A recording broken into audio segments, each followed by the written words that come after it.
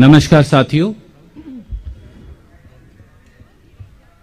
आज इस विशेष पत्रकार वार्ता में अखिल भारतीय कांग्रेस कमेटी के प्रांगण में आदरणीय राहुल गांधी जी का, आदरणीय प्रियंका गांधी जी का, पार्टी के संगठन महासचिव वेणुगोपाल जी का, हमारी उत्तर प्रदेश में सीएलपी की नेता मोना तिवारी जी का और आप सबका मैं स्वागत करता हूं।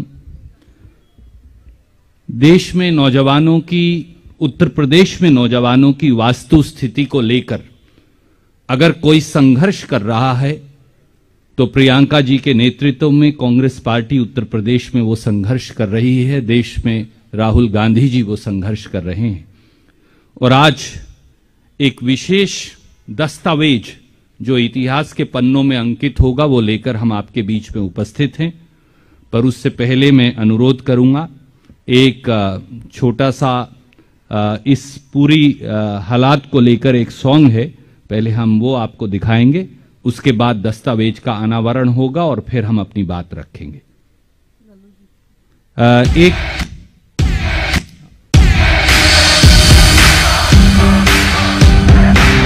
तने बल पवन समाना, बुद्धि विवेक विज्ञान विधाना, काछु प्रसाद रहे बलवाना, काछु प्रसाद रहे बलवाना। बेरोजगारी से टूटे ख्वाब, इम्तिहानों का इंतजार, भर्ती की देते हैं झूठी आशा, क्रोश युवा में बेहिसाब। मिलकर देंगे अब इस बार रोजगार को नई रफ्तार और वचन भी हर निभेगा। मेरा जॉब मुझे मिलेगा,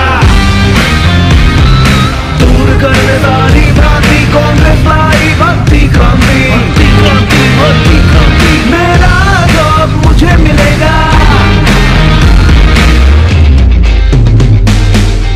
भर्ती और स्टाफ बढ़ेंगे, 20 लाख नए जॉब मिलेंगे, मुद्दा रोजगार का होगा, बेहतर कल की होगी बात, शिक्षक डॉक्टर नर्स की भर्ती का मार्ग खुलेगा, जो आएगी कांग्रेस तो वचन भी हर निभेगा।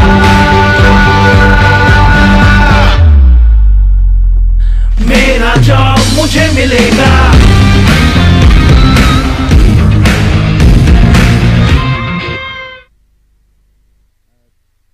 बहुत शुक्रिया।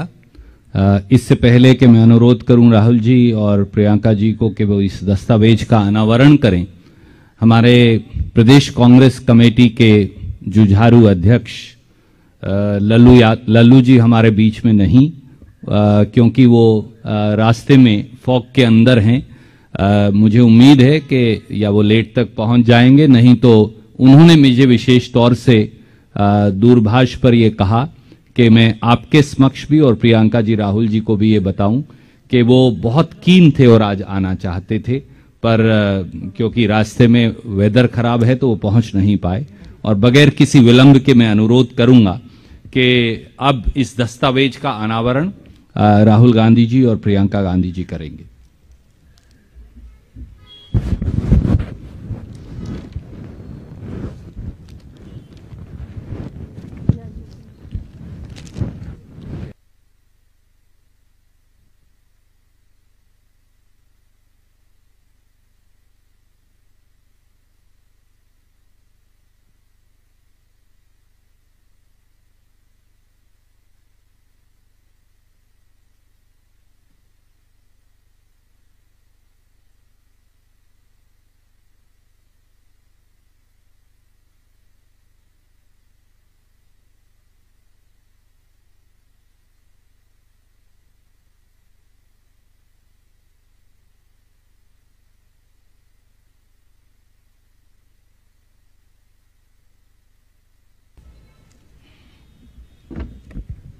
बहुत बहुत शुक्रिया।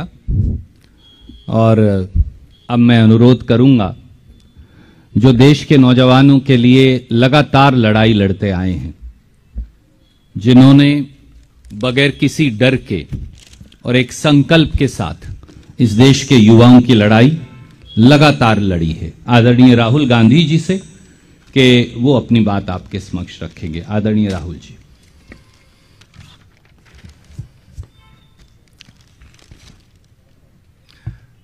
नमस्कार, आप सबका बहुत बहुत स्वागत। कांग्रेस पार्टी के जो हमारे नेता स्टेज पे हैं, साइड पे बैठे हैं, आप सबका भी बहुत बहुत स्वागत। यूपी में चुनाव है और देश की और उत्तर प्रदेश की समस्या हिंदुस्तान के हर युवा को मालूम है। कांग्रेस पार्टी आज यहां उत्तर प्रदेश का युवा मैनिफेस्टो रिलीज कर रही है। सोच ये है कि यूपी के युवा का जो भविष्य है उसके लिए कांग्रेस पार्टी के खोखले शब्द नहीं मगर एक स्ट्रेटेजी, रोजगार हम आपको कैसे दिलवाएंगे, किस प्रकार हम आपको रोजगार दिलवाएंगे। ये नहीं कि हम आपको कह दें कि भाई हम आपको 10 लाख, 20 लाख, 30 लाख, 40 लाख रोजगार देंगे, मगर कैसे देंगे, ये इस मैनिफेस्टो में हमने लिखा है। और ये मैनिफेस्टो सिर्फ कांग्रेस पार्टी की आवाज नहीं है। इस मैनिफेस्टो को बनाने के लिए कांग्रेस पार्टी ने यूपी के युवाओं से बात की है, मीटिंग्स की हैं और जो उनके विचार हैं वो हमने इस मैनिफेस्टो में डाले हैं। उत्तर प्रदेश में हर रोज, हर 24 घंटे तकरीबन 880 युवा रोजगार खोते हैं। बीजेपी के पिछले 5 सालों में तकरीबन 16 लाख युवाओं ने रोजगार खोया है। आपको याद होगा प्रधानमंत्री ने कहा कि हम आपको 2 करोड़ साल के रोजगार देंगे। सच्चाई पूरे देश को दिख रही है। क्यों हो रहा है? क्योंकि देश का पूरा धन 2-3 बड़े उद्योगपतियों के हाथ दिया जा रहा है। यूपी में चुनाव है और यूपी के युवाओं को एक नए विजन की जरूरत है और कांग्रेस पार्टी, सिर्फ कांग्रेस पार्टी उत्तर प्रदेश को यह विजन दे सकती है। हम नफरत नहीं फैलाते हैं, हम लोगों को जोड़ने का काम करते हैं और जो युवाओं में कॉन्फिडेंस है, जो युवाओं में शक्ति है, उस शक्ति के साथ हम एक नया उत्तर प्रदेश बनाना चाहते हैं। तो ये हमारा लक्ष्य है। मैं यूपी की टीम को, प्रियंका जी को, मोना जी को, लल्लू जी को और हमारे बाकी जो कार्यकर्ता हैं और जो नेता, उनको दिल से धन्यवाद करना चाहता हूं कि आप पूरे दम से लड़ाई लड़ रहे हैं, विचारधारा की लड़ाई लड़ रहे हैं और आप उत्तर प्रदेश की भविष्य की लड़ाई लड़ रहे हैं। धन्यवाद। बहुत बहुत शुक्रिया राहुल जी। मैं अनुरोध करूंगा प्रियंका जी से कि वो दृष्टि, वो सोच, वो रास्ता जो आपने गठित किया है उसकी चर्चा आपसे करेंगी। नमस्कार, आप सबका बहुत बहुत स्वागत। जैसे राहुल जी ने कहा, ये जो भर्ती विधान है इसको बनाने के लिए हमारे नेताओं ने, हमारे कार्यकर्ताओं ने उत्तर प्रदेश के जिले जिले में युवाओं से बात की, उनसे समझने की कोशिश की कि आपकी सबसे बड़ी समस्याएं क्या हैं, आपके दुख क्या हैं, किस तरह से हम आपके लिए एक उज्जवल भविष्य बना सकते हैं। उन्हीं चर्चाओं में से निकला हुआ जो सार था, जो मुद्दे थे, वो इस भर्ती विधान में है। इसे भर्ती विधान इसलिए कहलाया गया क्योंकि सबसे बड़ी समस्या भर्ती की ही है उत्तर प्रदेश में। जहां जहां हम गए हैं, जिन नौजवानों से बात की है, उनकी पीड़ा बाहर आई है। उन्होंने वो दुखी हैं, त्रस्त हैं, क्वालिफाइड हैं, नौकरियां नहीं मिलती, बड़ी बड़ी घोषणाएं होती हैं, रोजगार नहीं दिए जाते। कोई कहता है 25 लाख नौकरियां दिलवाएंगे, कोई कहता है 20 लाख, लेकिन उनको कभी ये नहीं समझाया जाता कि ये कैसे होगा, किस तरह से ये रोजगार आपके लिए बनाए जाएंगे। हमारा ये प्रयास रहा है कि जो नौजवानों की समस्याएं हैं वो सब इसी भर्ती विधान में उनको सुलझाने का एक हमने खाका तैयार किया है।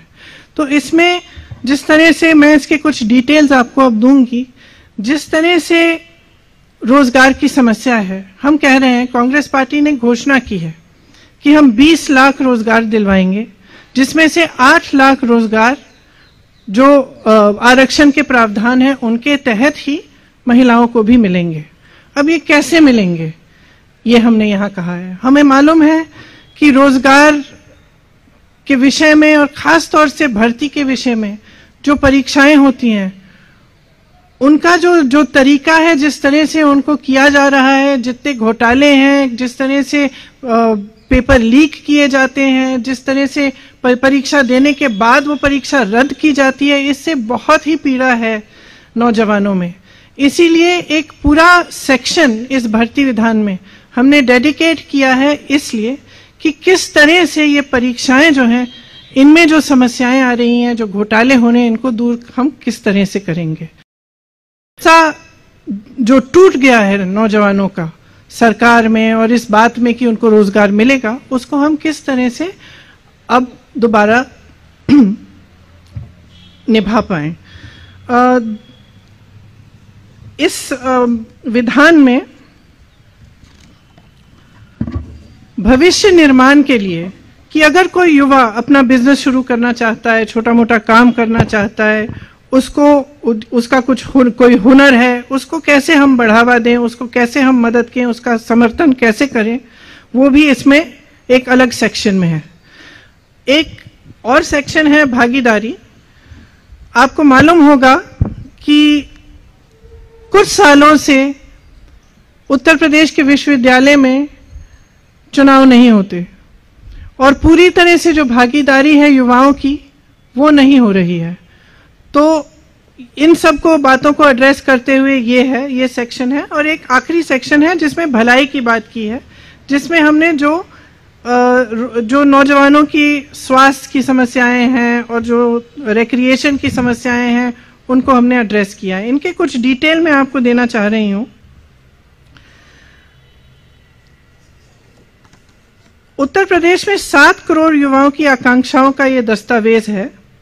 इसमें हमने जैसे कहा कि 20 लाख सरकारी नौकरियां आरक्षण प्रावधानों का पालन करते हुए हम दिलवाएंगे। इसमें प्राथमिक विद्यालयों में 1.5 लाख शिक्षकों की भर्ती है, जो खाली हैं, पद खाली हैं, उनको भरा जाएगा। माध्यमिक में 38,000 शिक्षकों के पद खाली हैं, उनको भरा जाएगा। उच्च शिक्षा में 8,000 शिक्षकों के पद खाली हैं, इन्हें भरा जाएगा। डॉक्टरों के 6,000 पद खाली हैं, इनको भरा जाएगा। पुलिस विभाग में 1 लाख पद रिक्त हैं, इन्हें भी भरा जाएगा। 20,000 आंगनवाड़ी कार्यकर्ताओं को और 27,000 आंगनवाड़ी सहायिकाओं को भी यहाँ पे नियुक्त हो सकती हैं, इनके भी पद खाली हैं जो हम भरेंगे। संस्कृत विद्या 2,000 शिक्षकों की भर्ती कराई जाएगी। रुकी हुई जो भर्तियां हैं, 32,000 फिजिकल एजुकेशन की जो शिक्षक हैं उनकी भर्ती, 4,000 उर्दू के शिक्षक, 12,460 शिक्षक भर्ती जो पूरी नहीं की गई हैं, इन्हें पूरा किया जाएगा। इसके साथ साथ जो 1 प्रोडक्ट 1 डिस्ट्रिक्ट की पॉलिसी है उसको रिलैक्स करके जहां जहां हुनर है, जहां जहां 100 से ज्यादा एक ही इंडस्ट्री की यूनिट्स हैं, वहां पे उसे एक क्लस्टर डिक्लेयर किया जाएगा जिसमें पूरी सुविधाएं और जितने भी साधन संसाधन हैं वो दिए जाएंगे ताकि उनका बढ़ावा हो। इसमें खास तौर से हम युवाओं पे फोकस करेंगे। भर्ती प्रक्रिया में जो भरोसा टूटा है नौजवानों का, उसको एक बार फिर जागरूक करने के लिए जो प्रतियोगी परीक्षाएं हैं उनके फॉर्म भरने की जो फीस है वो कहीं भी नहीं लगेंगे, तो फीस पूरी तरह से माफ होंगी। परीक्षा देने के लिए जब बस ट्रेन से यात्रा करनी पड़ेगी वो भी मुफ्त होगी। एक जॉब कैलेंडर बनाया जाएगा, ये बहुत महत्वपूर्ण चीज है, क्योंकि जो जैसे मैंने कहा एक बहुत बड़ी समस्या है कि जब परीक्षाएं देते हैं तो साल भर के लिए रिजल्ट नहीं आता, उसका कट ऑफ चेंज हो जाता है परीक्षा देने के बाद, या फिर पेपर लीक होता है तो पूरी परीक्षा ही रद्द कर दी जाती है। तो इन समस्याओं को सुलझाने के लिए एक जॉब कैलेंडर बनाया जाएगा, जिसमें परीक्षा की तारीख, इंटरव्यू की तारीख, रिजल्ट की तारीख, नियुक्ति की तारीख पहले से दर्ज की जाएगी। इसका कड़ाई से पालन करवाएंगे और इसके उल्लंघन पर जुर्माना किया जाएगा। पेपर लीक को रोका जाएगा, क्यों किस तरह से सरकारी जगहों पर पेपर की छपाई होगी, लीक की स्थिति में कड़ी सजा होगी।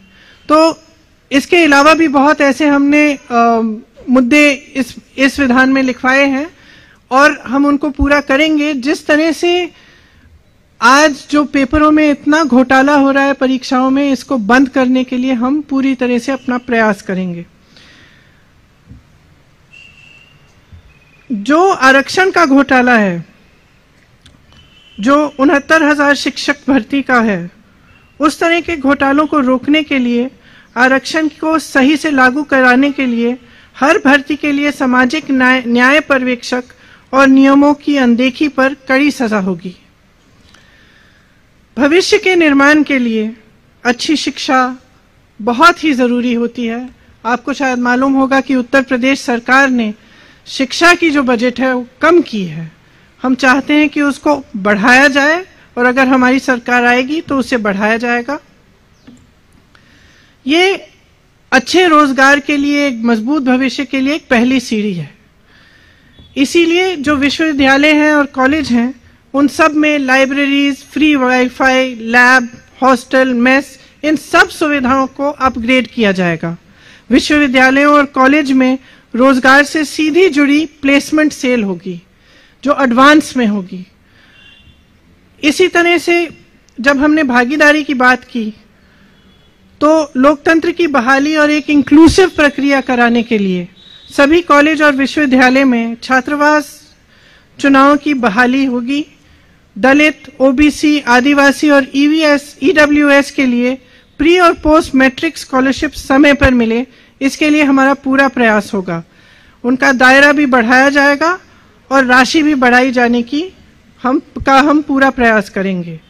इस सुविधा के लिए एक सिंगल विंडो स्कॉलरशिप पोर्टल खोला जाएगा, जिसके तहत अप्लाई करना भी आसान होगा और स्कॉलरशिप की में ट्रांसपेरेंसी भी आएगी। सफाई कर्मियों के परिवार के युवाओं को एक प्रशिक्षण के लिए और रोजगार के लिए नए अवसर निकाले जाएंगे।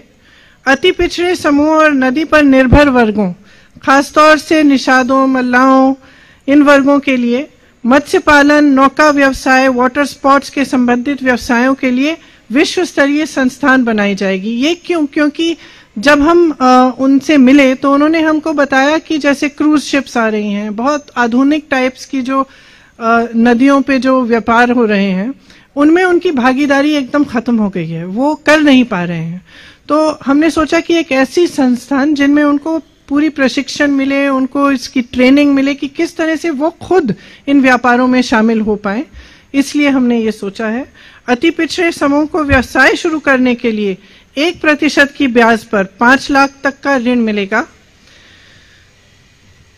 इसके साथ साथ ये कुछ अहम मुद्दे हैं, पूरा डिटेल तो आपको विधान में ही मिलेगा। इसके साथ साथ जो नौजवानों की मानसिक भलाई है और शारीरिक खुशहाली है, उसके लिए हम कुछ करना चाहते हैं। उत्तर प्रदेश में शायद आपको मालूम नहीं होगा, लेकिन नशीले पदार्थों का इस्तेमाल युवकों में बहुत ज्यादा बढ़ गया है। उसके समाधान के लिए, उनकी मदद के लिए हम एक ऐसा संस्थान बनाना चाहते हैं जिसका सेंटर लखनऊ में होगा, जो पूरी तरह से काउंसलिंग, ड्रग एडिक्शन के लिए ये सारी काउंसलिंग का काम करेंगे। और उनके 4 हब होंगे अलग अलग जगहों में, जहां से काउंसलिंग के कैंप्स और ड्रग एडिक्शन के लिए उनसे नौजवानों को काउंसलिंग के लिए वहां पे कैंप्स लगाए जाएंगे। हम एक बड़ा यूथ फेस्टिवल कराना चाहते हैं प्रदेश में हर साल, जिसमें प्रदेश के जो लोकल हुनर हैं, जो लोकल कल्चरल और ट्रेडिशनल सांस्कृतिक चीजें हैं, और इसमें जो युवाओं की पसंद की चीजें हैं वो भी हम शामिल करें। ये एक बहुत बड़ा फेस्टिवल होगा। और क्रिकेट के लिए एक विश्व स्तरीय एकेडमी खुलवाना चाहते हैं।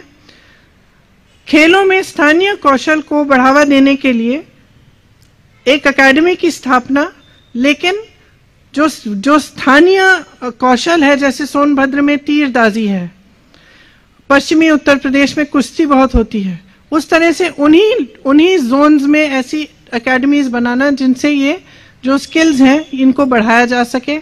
और जैसे जो हमने निषादों के लिए और नदी के आसपास रहने वाली कम्युनिटीज के लिए हमने कहा है, उनके लिए भी, क्योंकि वो पहले से ही उनका एक बहुत हुनर होता है तैरने में, डाइविंग में, तो उनको क्यों ना ओलंपिक लेवल तक डेवलप कराने के लिए एक एकेडमी बनी जाए, जहां से वो उन्हीं स्पोर्ट्स में जिनमें पहले से वो सक्षम है उनको डेवलप करके वो ओलंपिक स्तर पर उनका कंपटीशन या उनको कॉम्पिटिटिव बनाया जा सके।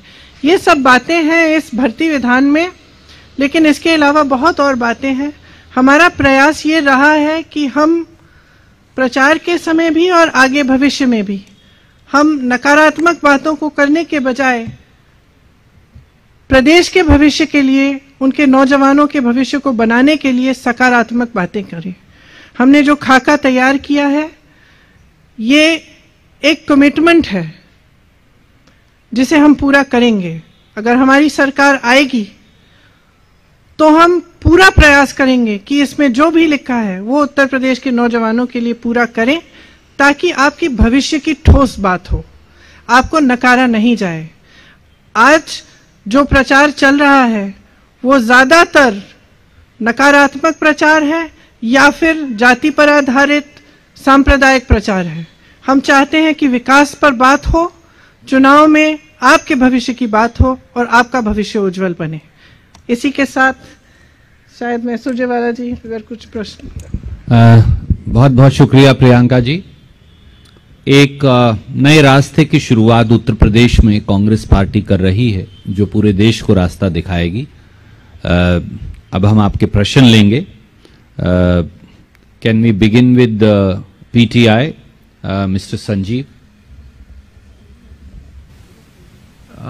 राहुल जी, आपने पहले महिलाओं के लिए आरक्षण किया उत्तर प्रदेश में, फिर अब युवाओं के लिए घोषणा पत्र लेके आए, तो आप बताएंगे कि इसकी जरूरत क्या पड़ी? Is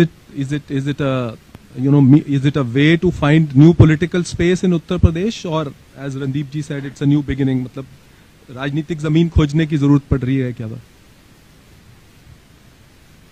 Our understanding and our belief is that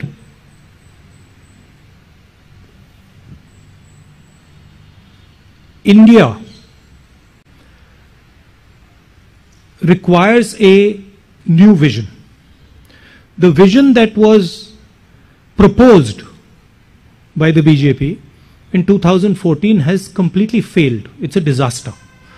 And it is turning our demographic dividend into a demographic disaster. So India requires a new vision going forward, and this is something that most youngsters would accept. Even people in the BJP, if you ask them, they will also say that something has gone very wrong. The vision that was committed has failed. Now, if you look at India and you want to propose a new vision to India, you have to start in Uttar Pradesh. Every state is important, but Uttar Pradesh occupies a weight that no other state occupies. So we are proposing a new way of doing things, a new imagination for Uttar Pradesh. Youngsters in Uttar Pradesh understand very well that the last 20-25 years have not really got them anything. Uttar Pradesh, which used to lead the country in jobs, in fact, if you think about it, Uttar Uttar Pradesh was the center of the resistance to the British. Uttar Pradesh was where the constitution, where these very far-reaching ideas came from. And so it is a step towards providing a vision for the country, and we understand that this has to begin in Uttar Pradesh. Hindi में बोल दो. देखिए, हिंदुस्तान को जो नरेंद्र मोदी ने vision दिया था 2014 में, वो विजन फेल हो गया है. जो हिंदुस्तान की सबसे बड़ी स्ट्रेंथ है, हमारे युवा, जिसको डेमोग्राफिक डिविडेंड कहते हैं. पूरी दुनिया में लोग कहते हैं कि देखिए हिंदुस्तान के पास डेमोग्राफिक डिविडेंड है. उसको नरेंद्र मोदी जी, बीजेपी ने डेमोग्राफिक डिजास्टर में कन्वर्ट कर दिया है.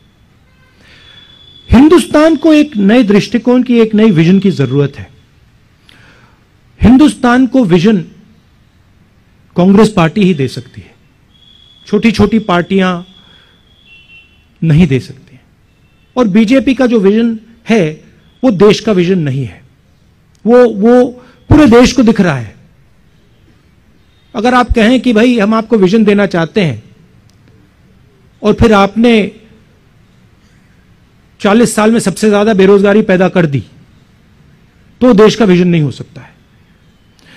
तो हम इस बात को एक्सेप्ट करते हैं कि हिंदुस्तान को एक नए दृष्टिकोण, एक नए विजन की जरूरत है, और शुरुआत उत्तर प्रदेश से होती है. और अगर उत्तर प्रदेश को एक नया विजन नहीं दिया गया तो हिंदुस्तान को एक नया विजन नहीं दिया जा सकता है. इसीलिए हमने पूरी कोशिश की है कि हम उत्तर प्रदेश के युवाओं को एक नया रास्ता, एक नई स्ट्रैटेजी दें. यह हमारा लक्ष्य है. धन्यवाद. Thank you, sir. Can we go to ANI, Mr. Siddharth?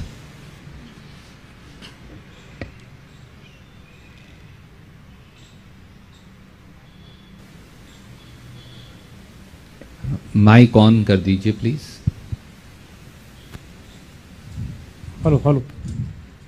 नमस्कार मैम, मेरा सवाल आपसे ये है कि आपने रोजगार के वादे की बहुत सारी भरमार यहाँ रखी है, रिसर्च आपने बहुत करी, लेकिन अगर नीति आयोग की रिपोर्ट के ऊपर जाएं तो उत्तर प्रदेश गरीब राज्यों में तीसरे नंबर पर आता है.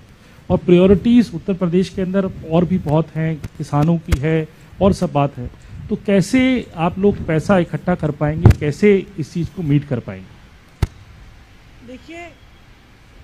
देखिए आपने कहा कि हमने बहुत रिसर्च किया है, और 20 लाख में से, जब हम 20 लाख नौकरियां कह रहे हैं, 20 लाख में से 12 लाख नौकरियों के लिए सरकार के लिए पद हैं और पैसे भी हैं. उन्होंने वो पद खाली रखे हुए हैं. उसमें से जो 8 लाख नौकरियां हैं वो हम स्किल पे बेस्ड और एंटरप्रेन्योरियल तरह से, किस तरह से हम बढ़ावा देके वो रोजगार क्रिएट करेंगे, उसका भी पूरा रिसर्च है और हमने पूरी तरह से उसमें ये स्पेल आउट किया है. तो हम कोई खोखला, यहाँ पे कोई भी खोखला वादा नहीं कर रहे हैं. इसके लिए सरकार के पास खूब पैसा है. सरकार की जब नीति सही होती है तो जो सरकार के पास सुविधाएं हैं और जो सरकार के पास साधन हैं वो सही चीज के लिए इस्तेमाल किए जाते हैं. आज उत्तर प्रदेश में असलियत ये है कि अगर आप विज्ञापन देखेंगे और आप देखेंगे कि योगी जी अपना विज्ञापन कितना करते हैं, चाहे दिल्ली में चाहे उत्तर प्रदेश में, शायद ही उसकी जो बजट है कुछ और चीजों से ज्यादा है जिसमें हमारा ध्यान होना चाहिए. जैसे अगर हम सेहत को लें, हम शिक्षा को लें, इनमें कम क्यों किया गया है बजट? क्योंकि आपका ध्यान कहीं और है और आप उस वजह से आपके पास सुविधाएं नहीं है, आपके पास, आप कहते हैं कि पैसा नहीं है, साधन नहीं है कंप्लीट करने का. एक्चुअली सच्चाई है कि है, आप करना नहीं चाहते. तो हम कांग्रेस पार्टी में ये कह रहे हैं कि हम करना चाहते हैं. हमारी सरकार आएगी तो सही चीजों पे फोकस होगा और जो सरकार के पास फंड्स हैं, जो सरकार के पास साधन है, वो पूरी तरह से रोजगार देने में, किसानों की मदद में, लोगों की शिक्षा में, सेहत में लगाई जाएंगी. Thank you, ma'am. Can we go to the third agency, Anjali from UNI?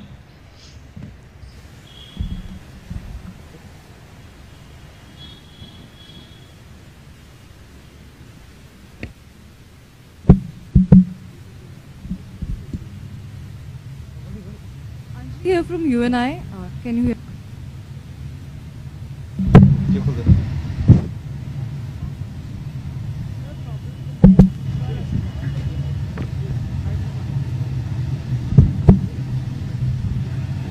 Hello. Yeah. Ma'am, my question is, right now you all talked about a new vision for Uttar Pradesh, a new vision for the country.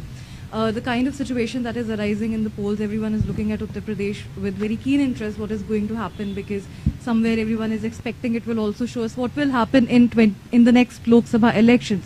So my question here is to give this new vision, to bring this new vision, as Mr. Rahul Gandhi just said, that smaller parties cannot bring this vision. Congress has to be there. So in case after the polls there's a hung assembly in Uttar Pradesh or whatever. Can you speak a little louder? Yeah. Sorry, because of the traffic, the noise. Yeah. My question is that in a post-poll scenario, would you look at tying up with other opposition parties if there's an opportunity, so that this vision that you're talking about can be brought into reality? If such circumstances arise, and in the event that they do, we would be open to considering that. I would say that if such a situation arises, then we would certainly want our agenda for the youth and for women to be fulfilled if we were going to be part of any such dispensation.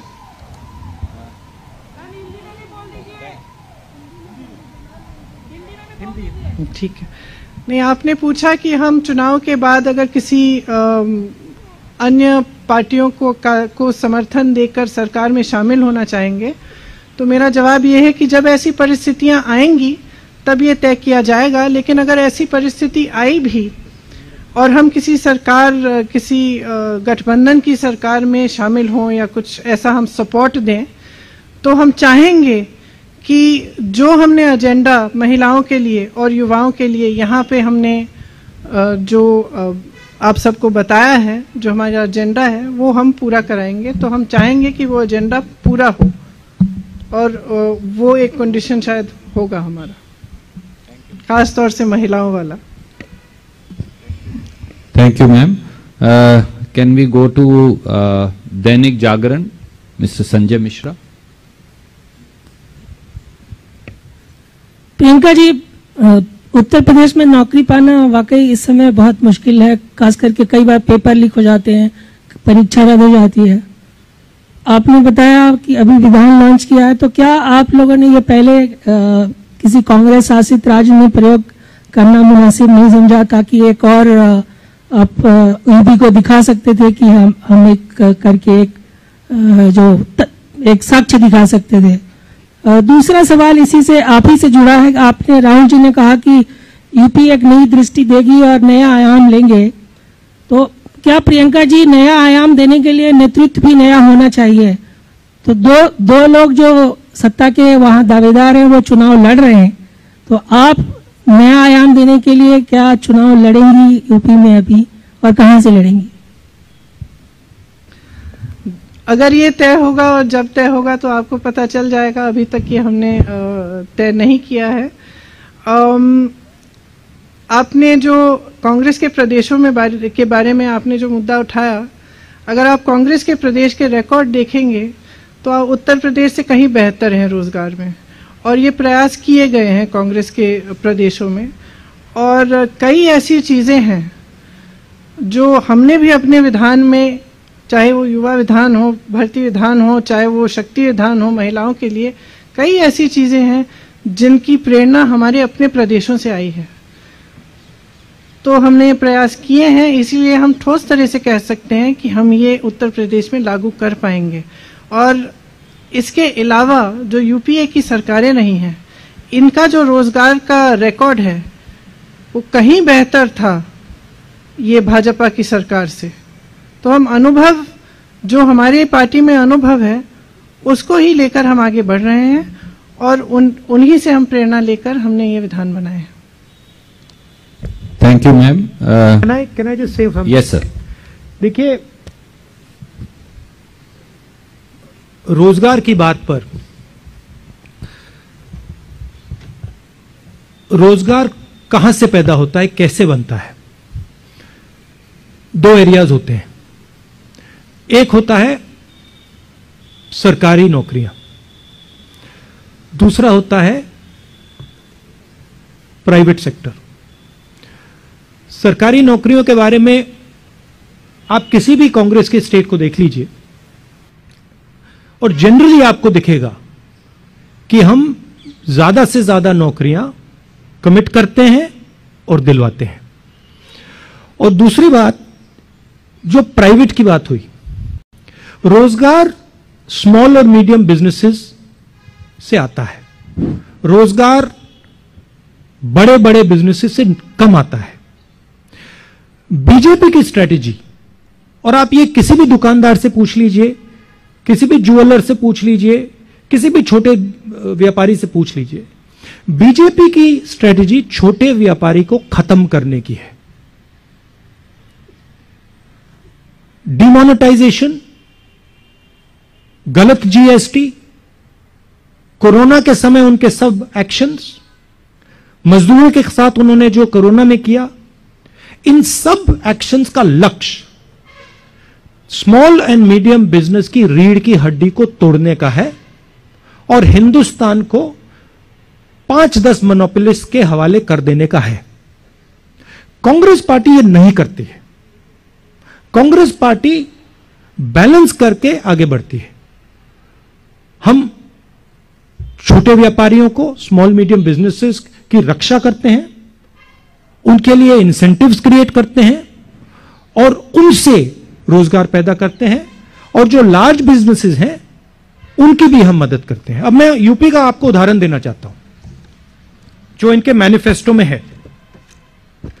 यहां पे अलग अलग clusters हैं, आगरा, मिर्जापुर में कालीन, मुरादाबाद में brass works, कांच का, फिरोजाबाद में, लखनऊ में आम, ये क्लस्टर्स हैं। ये उत्तर प्रदेश का धन है। आम को प्रोसेस करने के लिए बीजेपी की सरकार ने क्या किया? जीरो।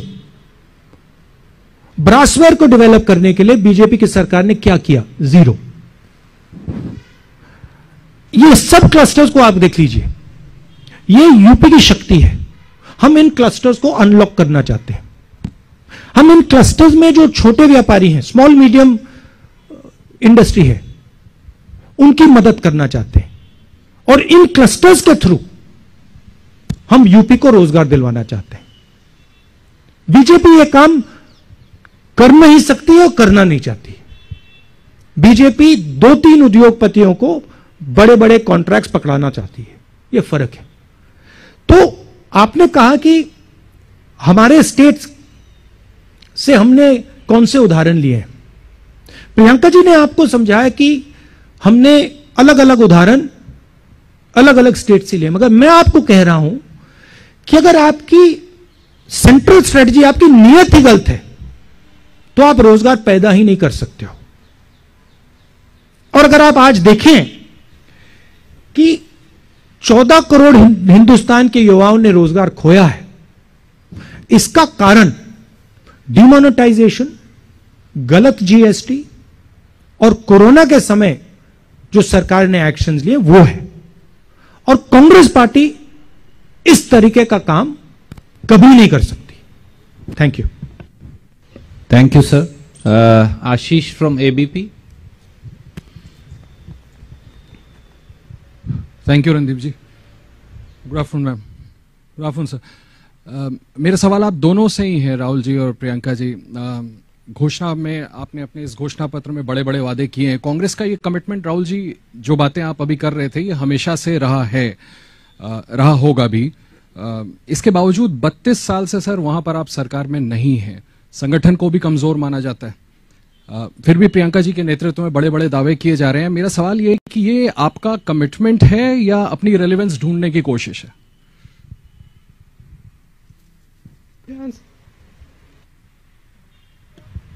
कांग्रेस पार्टी का आप रिकॉर्ड देखिए,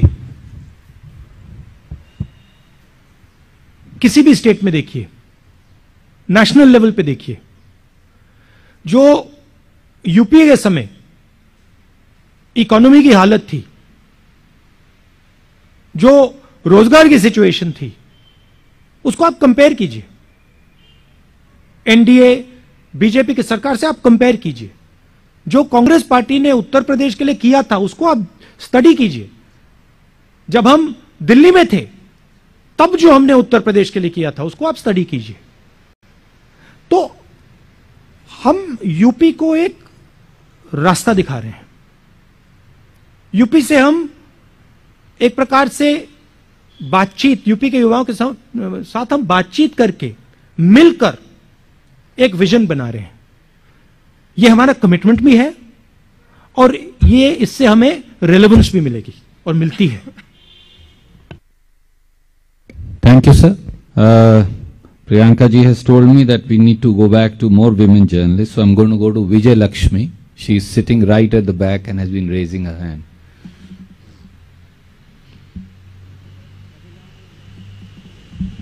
hello, good afternoon everyone.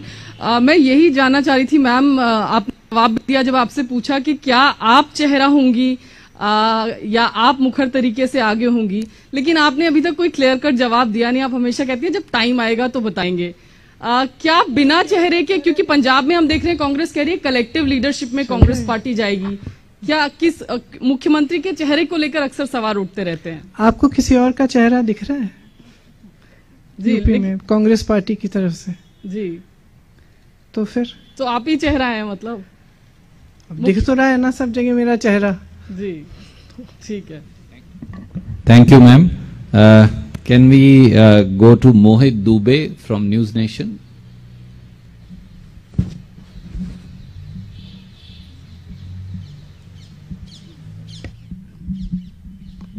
Hello, मेरा सवाल ये है कि जो चुनावी पंडित हैं, खासतौर पे उत्तर प्रदेश के भीतर हम देख रहे हैं कि जाति और धर्म पर पूरी जो राजनीति है भारतीय जनता पार्टी की या दूसरे जो दल हैं वो केंद्रित होती हुई दिखाई दे रही है। भारतीय जनता पार्टी चाहे कांग्रेस हो या दूसरे आपके दल हो, उन पर लगातार ध्रुवीकरण का आरोप लगाती रही है। इसमें एक ताजा एग्जाम्पल तौकीर रजा का बयान है, विवादित बयान है उनका। तो ऐसे ध्रुवीकरण होती राजनीति में कांग्रेस अपना रास्ता कैसे बनाएगी, अपने आप को कैसे इस चुनावी समर में पार लगाएगी? मैं बार बार कह रही हूं कि हमारी विचारधारा अलग है और हमारी विचारधारा ये है कि हमें प्रगति के लिए, हमें भविष्य के लिए, हमें जनता को मजबूत बनाने के लिए क्या काम करना है इसकी बात करें। तो हम इस ध्रुवीकरण में शामिल नहीं हैं। अगर किसी ने कोई बयान दे दिया तो वो कांग्रेस पार्टी में तो है नहीं, अब वो जो मर्जी वो बयान देना चाहे वो देंगे, उसकी हम जिम्मेदारी हम नहीं ले सकते। लेकिन जहां तक चुनाव की बात है, जो आप कह रहे हैं कि जाति के आधार पर और सांप्रदाय के आधार पर ध्रुवीकरण है, मैं समझती हूँ कि इस देश के लिए बहुत ही ज्यादा जरूरी है कि जनता जागरूक बनना शुरू करे हो। और जनता को समझना पड़ेगा कि जब तक वो जवाबदेही नहीं मांगेंगे, जब तक वो ये नहीं कहेंगे कि हमें ये राजनीति नहीं चाहिए, हमें अपने विकास की राजनीति चाहिए, हम जानना चाहते हैं कि आप हमारे यहाँ नल क्यों नहीं लगा रहे हैं, हमारे मोहल्ले में सड़क क्यों नहीं है, हमारे गांव में पाठशाला क्यों नहीं चल रहा है, हमारे बच्चों को रोजगार क्यों नहीं मिल रहा है, हमारी सेहत की क्या सुविधाएं हैं। जब तक आप जवाबदेही नहीं मांगेंगे तब तक कोई नेता जवाबदेह बनेगा नहीं। तो मैं बार बार ये कहती हूँ, जनता को जागरूक होना ही पड़ेगा। ये जो जातिवाद है और जो सांप्रदायिकता है, इससे आपका पेट नहीं भरने वाला। इससे सिर्फ और सिर्फ कुछ राजनीतिक दलों का फायदा होगा जो आपको गुमराह करना चाहते हैं, जो जानते हैं कि चुनाव के सामने आपके पास आएंगे और सिर्फ जाति के आधार पर, धर्म के आधार पर उनको वोट मिल जाएगा। आप नेता हैं, आपको मालूम है कि 5 साल बाद आप उस मोहल्ले में जाएंगे, आपको तो वोट मिलना है, तो फिर आप उसका नल क्यों लगवाएंगे, उसकी सड़क क्यों बनवाएंगे, उसकी पाठशाला क्यों बनवाएंगे, उसके लिए कुछ करेंगे क्यों, जब आपको मालूम है, ये निश्चित है कि आपको वोट मिलने वाला है जाति के आधार पर या फिर धर्म के आधार पर। तो मैं कह रही हूं कि ये सब चीजें ठीक हैं, लेकिन जब चुनाव की बात होती है जब सरकार बनाने की बात होती है तब जवाबदेही मांगिए और विकास पर आधारित अपना वोट दीजिए। बार बार कह रही हूँ, यही हमारा पिच है। हम सब जगह जाकर यही बात कर रहे हैं और लोग सुनते भी हैं, मानते भी हैं कि ये सही बात है। अब बदलाव लाएंगे कि नहीं, ये तो जनता के हाथों में। Thank you ma'am. Can we go to news 18 UP, Ravi Sisodia.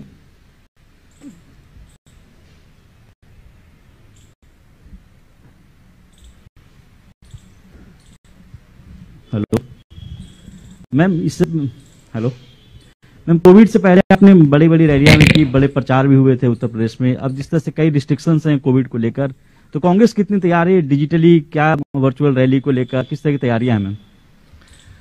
हमने जो अपना डोर टू डोर कैंपेन था उसको काफी हद तक काफी ज्यादा बढ़ा दिया है। उसके अलावा जो हम टाउन हॉल्स वगैरह कर रहे थे, जो फिजिकल थे, अब वो वर्चुअल हो गए हैं और शायद शुरू भी हो गए हैं, ऑनलाइन आ गए हैं, फेसबुक पे लाइव होते हैं, फेसबुक लाइव्स कर रहे हैं। तो हमने जितना हम ऑनलाइन कर सकते हैं उसका प्रयास हम कर रहे हैं और डोर टू डोर पर ज्यादा ध्यान दे रहे हैं। Can we go to Bharat Samachar UP, mister Ravi Saraf. Hello Priyanka ji, आपने पहले महिलाओं की बात की और 40% टिकट भी दिया। इस बात का आपको अंदाजा है या फिर डर है कि महिला प्रत्याशी जो कांग्रेस पार्टी की जिसको आपने टिकट दिया है वो हार सकती है, या फिर कांग्रेस पार्टी को बड़ा एक नुकसान उत्तर प्रदेश से उठाना पड़ सकता है? नहीं, बिल्कुल नहीं, कोई डर नहीं है। महिलाओं को सशक्त करने के लिए एक पहला कदम है और जैसा भी परफॉर्म करें वो सशक्त होंगी इस कदम से। और ये एक ऐसा कदम है जो मेरे ख्याल से अंत में हर प्रदेश में अंत में मानना पड़ेगा कि 40% कम से कम महिलाओं की भागीदारी होनी चाहिए, क्योंकि महिला जो है 50% है आबादी की। आप पूरी तरह से राजनीति में नकारी गई है, तो उसका हक है कि उसको नकारा न जाए और उसको सशक्त करना हमारा कर्तव्य है। तो बिल्कुल कोई भय नहीं है। Thank you ma'am. Uma Shankar ji from NDTV.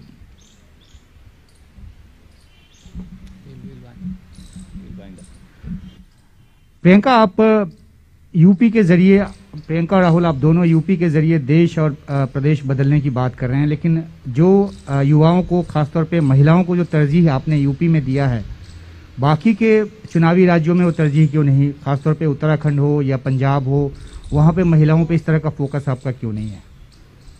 मैं यूपी की प्रभारी हूँ। मैंने यहाँ पे एक पहल की है। ये एक ऐसा कदम है जो, और एक बहुत बड़ा निर्णय है, छोटी बात नहीं है। इसके लिए बहुत बदलाव की ज़रूरत है। तो ये एक पहल है देश के सबसे बड़े प्रदेश में। तो मैं समझती हूँ कि इन चीज़ों को, ऐसे परिवर्तन जो है इनमें समय लगता है और समय आने पर बाकी प्रदेशों में भी होगा, जैसे मैंने कहा। लेकिन हमने यहाँ पे पहल करने की कोशिश की है और मुझे लगता है कि काफ़ी हद तक एक सफल प्रयास भी रहा है। क्योंकि अगर आप देखें, जबकि महिलाओं की कोई बात ही नहीं हो रही थी, सबसे बड़ा फ्लैगशिप आपका जो प्रोग्राम था महिलाओं के लिए भाजपा सरकार का था कि एक गैस सिलेंडर दे दीजिए 1 साल में, और महिलाओं को हमने निपट लिया है। अब ये कोई भी राजनीतिक दल नहीं कह सकता। अब आपने देखा है कि क्योंकि हमने ये पहल की, चाहे समाजवादी पार्टी हो, चाहे भाजपा हो, चाहे मोदी जी की सिर्फ महिलाओं वाली जो रैलियां हैं, ये सब पहली बार हो रही हैं, पहली बार घोषणाएं कर रहे हैं महिलाओं के लिए। तो ये ऑलरेडी एक सफलता है और हमें पहचानना चाहिए कि एक बहुत बड़ा कदम है, सिर्फ राजनीतिक नहीं, एक सामाजिक कदम है। और इस कदम को लेने के बाद मेरे ख्याल से महिलाओं को इस देश में नकारा नहीं जा सकेगा। आप इस पे बोलना चाहें, क्योंकि उन्होंने तो कहा उत्तर प्रदेश की प्रभारी है। जनरली जो प्रियंका ने बोला सही है।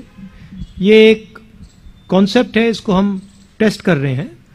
और नॉर्मली कांग्रेस पार्टी में हम ऊपर से अपने स्टेट्स को ऑर्डर नहीं देते हैं। अगर कोई आइडिया स्टेट से निकल के आता है तो हम उसको एक्सेप्ट करते हैं, पर जनरली हम ये कभी नहीं कहेंगे कि उत्तर प्रदेश में हमने ये किया है तो सब स्टेट्स को करना पड़ेगा। ये हमारा तरीका नहीं है। बहुत बहुत शुक्रिया। बहुत सारे साथियों के बहुत सारे सवाल और हैं, पर 1 घंटा के करीब हो गया और मुझे विश्वास है कि और अभी समय होगा जब हम और बहुत सारे सवाल लेंगे। जिन साथियों के सवाल रह गए मैं उनसे हाथ जोड़कर क्षमा प्रार्थी हूं। आप सब यहां आए, आपका बहुत बहुत धन्यवाद। राहुल जी, प्रियंका जी का भी बहुत बहुत धन्यवाद। Thank you.